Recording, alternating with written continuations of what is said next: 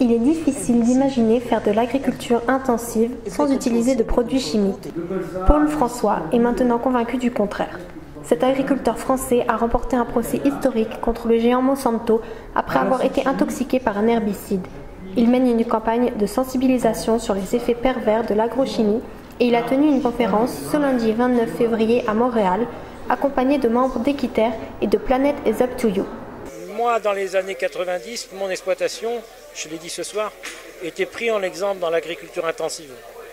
Mais j'en avais déjà vu les limites avant les années 2000, sans prendre conscience qu'en plus, ça pouvait avoir un impact sur ma santé et sur la santé des consommateurs. Paul François a un message clair à passer aux agriculteurs. Je ne suis pas en train de les juger, je suis en train de leur dire, prenez conscience que nous n'allons pas laisser les générations futures faire les mêmes bêtises que nous.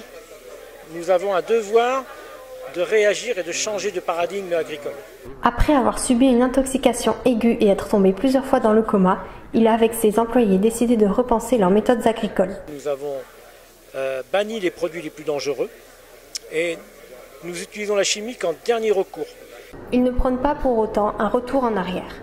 Pour lui, c'est un système moderne qui fonctionne. Il a actuellement 100 hectares en agriculture biologique et compte atteindre les 400 d'ici 10 ans. La prise de conscience est selon lui plus grande en France qu'au Québec.